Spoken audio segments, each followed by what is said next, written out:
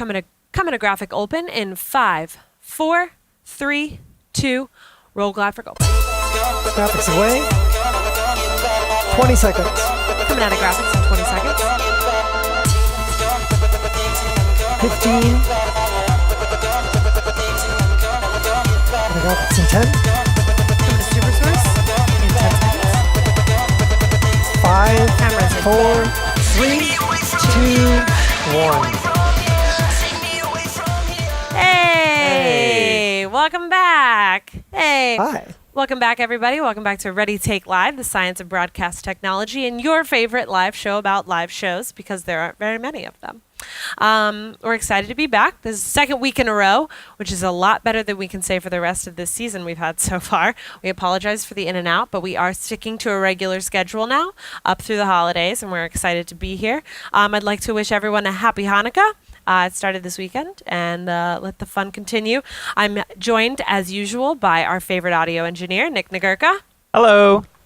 And how's your week been, Nick? It's been pretty solid so far. Feeling quite productive, and it sounds like my audio is a little hot here. I'm going to bring that down. It's been very productive so far. We had a really productive weekend at LiveX, and it's been really exciting, rolling to December. Yeah, and you might notice there's a different person doing graphics than last week or the week before that, but we are joined by another LiveX Nick McCosey. Nick McCosey. Hi, how you doing, everybody? You might recognize, that's the right way to say that word, recognize Nick from one of our previous episodes where Rob and I were in the studio, and he was enjoying a bottle of whiskey sitting at the... I was enjoying that bottle. Yeah, it was good. Good episode, good whiskey. Appreciation of good bourbon runs deeply in the LiveX family. Yep, indeed. It really does. Cool. Well, without any further ado, let's get started with our What's Going On segment.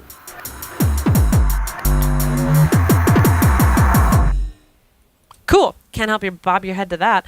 I would like to start out with one of the largest pieces of internet news in the last week. Ariana Grande. Thank you. Next. Great music video. Excited to see our own Jonathan Bennett in it, who was the host of our Times Square New Year's Eve show the past 2 years. It was a music video that, if you want to go ahead and throw that picture of Ari up, that's Ariana Grande for those of you who might not know who she is. This music video, it combines 4 different very popular rom-coms from the early 2000s. So we've got the... Mean Girls is what it starts with, and then it goes to 13 Going on 30, and then it goes to, my God, I think I hadn't watched this as many times as I had. And then it goes to Bring It On, and then finally Legally Blonde. Wow, that took way too much time. That's okay, Aubrey. It took me infinite time because I haven't seen it yet, so that's my homework now. So I haven't even gotten there. I have to This admit. is the deal. This thing broke some records. It's a really big deal on the internet right now. And I believe the 2 people that I'm sitting with have no idea what I'm talking about. So all you know is that it broke some records. Hey, Nick Nagurka, why don't you tell me what records it broke? I'm going to guess that it broke the record for most views on a YouTube video. Oh, I do remember hearing this. See, some of this stuff goes in my brain, and I don't always connect what's actually going on. But I believe it was the fastest to a big number. Was the fastest Makes to... sense. Yeah, makes sense. The fastest ever to I don't know what the number was. Of views. Yeah. The quickest... It also broke the internet, guys. Yeah. Oh, that's neat. There were, right after it launched, first of all, it got 800,000 views within the first minute. Crazy. Crazy. And then it broke YouTube comments. So you could comment, but there was a huge delay on when it would actually pop up. And YouTube actually made a statement about it, and they were like, hey, sorry guys, we know that Ari broke YouTube, your comments will show up, there's just a delay. And I was like, they're so willing to admit fault in this because it killed everything that was previous. The previous holders of the most watched YouTube video was BTS, which is a dance crew. And then prior to that, it was Taylor Swift with the one of her music videos. This had over 55 million views in the first 24 hours. It broke BTS's first 24 hours most watched views in 22 hours. Like, it was it killed the internet. It was awesome. And it's pretty entertaining. It's directed by a female, Hannah Lux Davis. Been following her on Instagram for a couple years. She's really awesome. Her and her husband are a director-producer duo, and she does a lot of the major videos. But yeah, they broke the internet with it, and YouTube was proud of it. That's amazing. Yeah. Yeah. Wow. I mean, I guess if you are so successful that it breaks everything that there is, then I guess you're like, hey, sorry, we're awesome. We just had a massive amount of traffic, and that's why it broke. So Sorry for winning, I guess. sorry for winning. Yeah. Yeah, I mean, I think Ari tweeted also because YouTube was like, sorry, it broke, blah, blah, blah. Your comments will come up. And she retweeted it and said, thank you, next. So it's the perfect slap back now. Yep. Yeah, Nick Nagurka wanted to chat about something else that happened this week. Yeah, this weekend was the Global Citizen Festival in South Africa. And it was notable because there was a great amount of anticipation for the Beyonce and Jay-Z performance, which was slated to happen on Sunday afternoon, the 2nd. My wife and I watched it. It was incredible. But much to the dismay of many Beyonce fans, there were only 25 minutes of the 2-hour performance streamed live. Why is that? Well, that was because Beyonce and Jay-Z and the organizers of the event really wanted to preserve the experience of the full concert for the fans who had earned their way into the festival by doing good deeds, which I think is really admirable. And, all we did was pull up a browser. So I think it's a pretty cool experience. That's fair. Speaking of comments, I just wanted to see if we got any comments. Oh, we got some comments from our LiveX team. Oh, yeah. Thanks for the love, guys, and Hey, thanks guys. for the sweater love. Got to celebrate the holidays, We got a cool picture of Bay that then leads us into our next segment. Can we get that? What is this? Why is this? Oh, you did. Oh, Because I don't have the black. I don't have it over. I thought it was going to be when Nagurka was we gotta talking. throw Oh, it- there we go. Well, So do yeah, a but little you pip. didn't have it up, so I didn't know. Oh, I put it in while he was talking, but yep, Oh, I didn't. Yeah, I didn't. lemonade. there it is. There we go. Well, that leads us into the dress that she's wearing in that photo is a Versace. So we had the pleasure of streaming the Versace fashion show this last Sunday, so 2 days ago at the American Stock Exchange. And this is the It's a beginning little of the show. fade, Yeah, yeah. can we scrub through this a bit? Sure. She's gonna come out and then we. Oh yeah, we're good here. It's gonna happen. Yeah, cool. So Nick McCosey actually on graphics is the one who directed this show. Nick Walsh produced it, our usual graphics app, and then I got to TD it. I don't know, Nick McCosey, if you want to chat about it, what your experience was. Yeah, it was a lot of fun. One of the things that was crazy about it is typically fashion shows are 9 seconds per model, so you have to get that view that's on right now, that full length, and then that toe to head, and then you get a chance to do accessories like hats or bags or shoes, and you have 9 seconds to go through all that whole cycle. For this, these guys wanted 7 seconds, so they were like, we're just gonna trim 2 seconds off, but can we still get all these shots in? We're like, it would be insane, and you literally cannot do it. So we kind of were limited to this beautiful jib shot, which was working all day long. That was a lot of fun, but we basically had to get the full length and the details, and then a jib for a couple seconds and back. So that was a challenge, but it was a lot of fun, and that room was electric, super loud, but like crazy A-list. Everybody showed up for that. The fashion was amazing. That torch, if it comes back, I'll put it back in here so you guys can see the torch. That set, first of all, it was at the American Stock Exchange, which is all clean, all emptied out now, and it's a venue space now, and that space was incredible, and they built that awesome torch, which was so cool. Lit up in the middle, and they had the black reflective floors. It was a really cool environment, lots of fun. Yeah, so we used FS5s for that with some great lenses. I'm not exactly sure what lens. FS7s, FS7s. Yeah, and they had a 300 millimeter lens for the long shot, and then they had a couple of the standard lenses that we have as well. So, and then we used Panasonic switcher, and we encoded on Production Bot, Production Bot, which is yeah. cool. Yeah, and they got about 11,000 views on versace.com and about 10,000 views on Facebook. And what I thought was interesting is, in my experience, people typically get faster and more numbers from the Facebook when they do encode across multiple platforms. That's not always the case, of course, but that's typical. But Versace, I think, with their PR and their social push and all that stuff, they were able to get more, slightly more, but more audience via their direct into the Versace.com than they did through Facebook. I thought it was kind of notable. That is awesome. That's really cool. But yeah, it was a really awesome show, and it was exciting to be on it. We hope to see more of that in the future.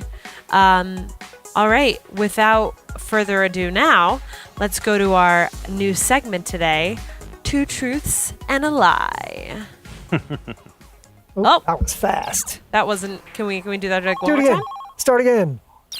Oh, Oh, what happened to the slide? There it is. we go. I had a whole thing. my I had a God. whole, yeah. Oh. Right. 5 minutes before the show. All right. And then All right. you get a fail. All right. that's Well, prep time. You got to have prep That's live. time to That's do it. live. Yeah. It looked great before. I Tell was me you doing didn't have all kinds prep of time. I was doing all kinds of keyboard triggers for it, and it was a mess. You don't have to. It's on vMix. You have all the I triggers know. there. And I just didn't have time to set everything. All right. So we're gonna play a game. Two truths and a lie, except we kind of made it our own. I'm gonna say a statement, and Nick and Nick are decide if that's a truth or a lie, and then Nick the Gurkha will do it, and then Nick McCosy will do it. We'll do it a couple times. And if you guys want to comment, I'm watching on Facebook, and you can comment and tell me if you believe it's a truth or a lie. So I'll start out. Blackmagic recently released a camera update that allows for timecode locking from the SDI input. I'm going to say true, because that is ancillary metadata. They can send referenced on the SDI input from an ATEM switcher. I would say the caveat is you have to use an ATEM product with your Blackmagic camera to make that possible. Via. So you'd have to use an ATEM switcher or something like that. 'Cause that actually makes sense for how you have to control them. So I didn't hear, so I don't know, but I believe it's true. It makes sense. It's true. It makes sense. It's true. Well done, gentlemen. Word. All right, Nick the Gurkha. All right, so let me go back to my notes here. Sorry. So my first, your 600 megahertz band wireless may soon become illegal, depending on where you live. True. Truth. True. Truth? True. Truth. You are violating laws. Not yet. But in 2020, yeah. the hammer will come down Yeah. no matter where you live. In New York, Q4 of 2018, which is basically right now, as soon as T-Mobile turns on 600 megahertz 5G, quote unquote, Right. wireless, it will be illegal to operate in that band. Yeah. And you'll either want to buy new wireless or have your own wireless regrouped. So our clients ask about like what is the impact and how are they going to enforce that, and isn't it okay if we just do it a little while longer or whatever? And I think Nagurka's talked about this before. Like if you're the small guy, you're going to get blasted out, but otherwise they'll just track you down. Is that right, Gurks? Well, they'll track you. Just like I kind of would tend to liken it towards illegal downloading of sorts, where they may track you down if you're like actively interfering with wireless carrier service in your area. Most likely not. However, they're going to step on you regardless. And we've seen this pop up in testing on wireless workbench scans in some of our installs and in our studio. Really, what you're looking at is a drastically reduced available bandwidth in which to work. So when you have those phantom TV channels that pop up in and out during the day, or you have T-Mobile turn on and off, there's a much higher likelihood that you will be stepped on or won't have anywhere to go, even if you are operating in white space. My question was if you're low power, they're generally going to be higher power. That's why I said if you're a small guy, you would just get stomped on. But can you still not? I mean, it would still be interfering with people, even if they have more power. They'd still mess them up, right? Yes and no. I mean, you can feasibly maybe get around it if you're super crafty and you're in a tight spot. I don't mean like what you can get away with. I just meant, are you messing them up? Like, are they going to be extra mad because not only is it quote unquote, I mean, what's technically illegal, but it's also ruining their show? They'd be really mad. And I just don't know if even a small guy can have that kind of impact. Not unless you have an FCC license, and if you have an FCC license, you already know that you shouldn't be there. Yeah. Because low power operators such as Part 74 licensees are limited to a quarter watt, whereas wireless carriers are generally going to be, and TV channels for that matter, are much higher power transmission. Yeah. Yep. Cool. Nick McCosey? I have a nerdy one, but this is actually, hopefully it'll be a good conversation. You must always wrap cables over under. Cables must always be wrapped over under. Yes, unless you're Nick McCosey and you're wrapping a keyboard or a mouse cable, a wired No, keyboard. actually, I do this over under as well. And then you squish them. Bow and then tie. you wrap a... My rule is, so this is a different thing. So here's an example.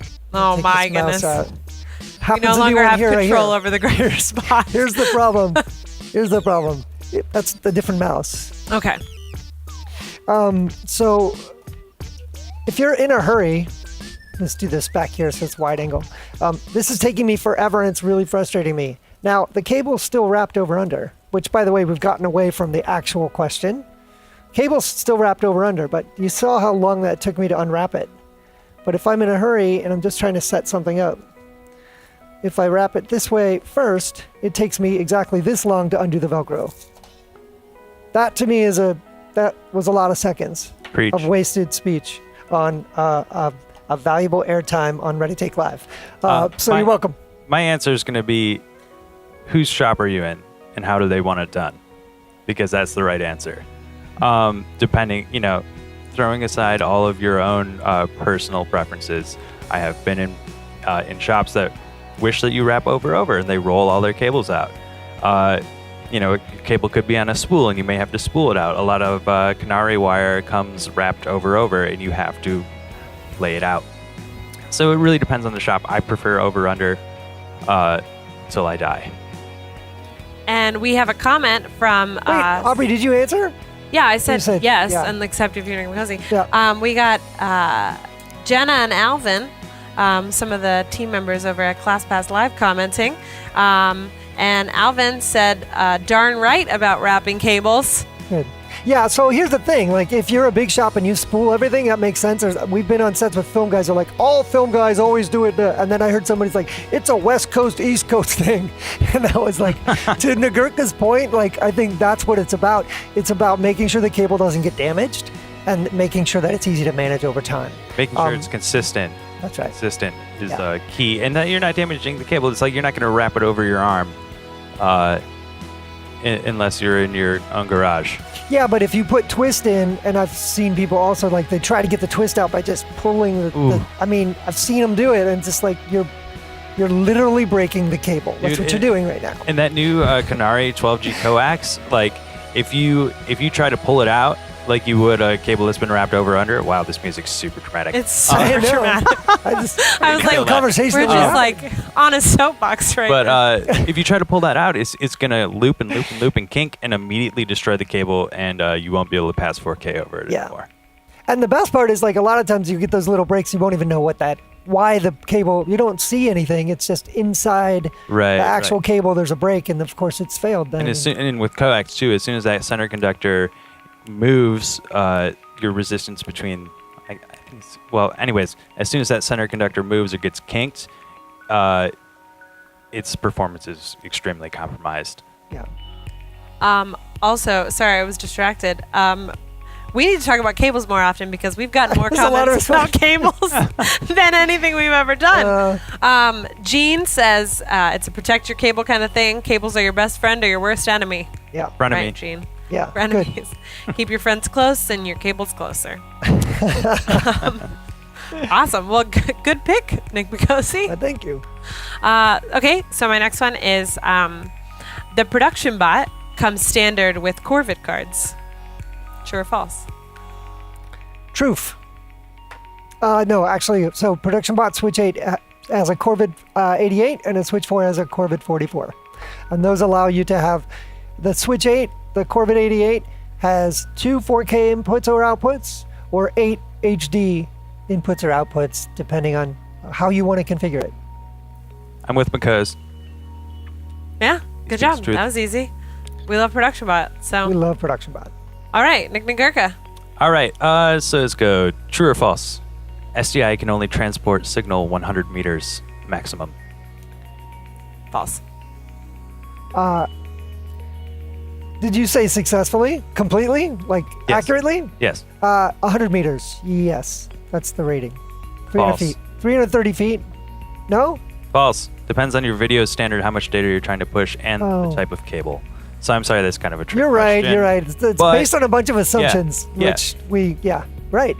Is it like Belden 1855, which is like super thin and rated for HD, Yeah. HD SDI, and you're trying to push 4K 100 meters? Nope. Right. Yep. Good. That's a good one, Girk. I like. if you're Did trying to anybody push- respond to that? Or if you're trying to push, Yeah, Gene said SD. false. Gene knows what's up. Yeah. yeah, trying to push SD or whatever, you know, you can 300 meters maybe, Yeah. Big difference between 12G and 3G cable, whatever. and Oh. 1.5G or, you know, SD. Yeah. Yeah, Eduardo said 100 meters for HD. Yes, depending on the cable though. Yeah, exactly. That's what we've got. Jan now. Jan, depends on what you mean by SDI. Fair. Yeah. Yeah. Yeah. Cool. All right. Nick McCosey. My turn. In a multi-view, preview should always be left and program should always be right. False. Preview program. False. It depends on, well, it depends on, first of all, who your team is. But a lot of times, whatever side at least this is what I've been taught, whatever side the encoder is on or wherever the stream is going, that's the side that you put program on. Yeah, I agree. It's more of a debate question, but yeah, you're right. It depends. Yeah. I mean, I prefer it on the right It's side. not, but it also is one of those things that I think some people think it always has to be this way, and it just depends. Yeah, I'm not a TD, so I have no opinion. Nagurkas is, as long as I have mean- a screen in front of me that's Yep. got a program Do I feed see on program? Great. it. Good to go. Good to go. Cool. Last round? Yeah. Yeah, Eduardo, thank you. For you can configure your own. Doesn't matter if it's preview or program. Cool. Final round. This is a niche, not a super niche, but very specific question, or true or false. Bird Dog is an Austrian company. Yes, it is. That was so short. I thought you were gonna say who does blah blah blah. Nagurka? Are they Austrian or Australian? Oh, did you? Oh, no. Wait. I didn't hear. Now, see, this is great. This is one of the things I love. Is the brain works on expectation. Like the brain architecture is fast and faster than computers because of its parallel architecture and all that kind of stuff. So I was expecting you to say Australian, and you probably said Austrian. I based said on Austrian. Yeah, Yeah. so that's false. They are from Australia. And that was a really good example of hearing what you want to hear. Yes. And also me just wanting to fool you. You got me. You got me. But yeah, Bird Dog is an Australian company. And if you want to check out the new Studio NDI, we have an unboxing that we just released on our YouTube page, and you can find it in our blog as well on our website. Nick Nagurka. All right. So this one's going to open a can of worms again. I'm sorry. A reference generator isn't needed if you have a frame synchronizer on all your inputs in your switcher, such as the ATEM2ME. Can you repeat it one more time for me? A frame synchronizer is not needed if you have a frame sync on all your inputs in your switcher. Oh, that's false. False. I'm going to say true just to be a disparate opinion. True and false? Come on, Nagurka. I guess the chief problem is latency and how much latency matters to you. If all of your cameras are gen locked from a reference generator and your switcher and your router are locked from the same reference generator, your latency will only be a few lines. But you might lose as much as a frame if you're running through the frame sync. Okay. Yeah. A whole frame, really?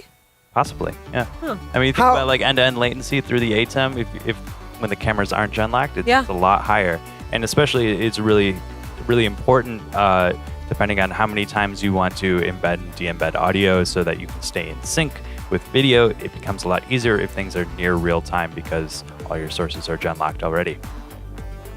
That's fair. Yeah. That was a good one. Yeah, it was a good one. I like that one. I tried. Tricky, You tricky. succeeded. Yeah. You succeeded. High five. Oh, Yeah. You guys. Yep. Oh, Oh, Here comes the nerd thing. Oh Here my it comes. gosh. Come Ready? on. Oh. Nerds. That's not working. We'll practice for you guys. All right, final one. It's all you, Nick McCosey. I have one. True or false? SRT is faster than satellite. True. True. True indeed. Yeah. So just think about that because we're talking about our remote system that we can do remotes cross country, whatever, all across wherever, and then backhaul that video back to our studio here in New York, and we can do that faster than getting a satellite. So that's awesome. Hmm. Yeah. And over public. It's over public IP. Yep. Yep. Dope. Yeah, LiveX has recently become a member of the SRT Alliance, and it's something it's a badge of honor that we wear very proudly. It's very, very exciting. Very, very exciting. Yes. I have one final true or false. Ready to Take Live is live every Tuesday at 1 p.m. Eastern Time. Anyone? False. Anyone? It wants to be False. though. It really, really wants to be. Until Christmas. It is. Until next week. Were we exactly next week. Were we exactly on time today? Yeah, we were. Good for us. Yeah, we've been on time the last couple weeks. Good, man. good. Pat yourselves on the back, guys. All right. You guys can do the high five now. Want to do the high five again? No, I think we have to practice before we show people again. It's too embarrassing. Cool. Well, thank you guys again for watching another Ready Take Live. I look forward. I'm seeing all these comments. I'm sorry my eyes are darting away, but I'm looking at all these comments, and I'm so excited to see this interaction. We will be getting back to all of you, and we hope to have you keep coming back and keep commenting. And we look forward to creating a really awesome live community with this. Yeah. So have a great week, and best of luck on your next live production. Roll the credits. See you next.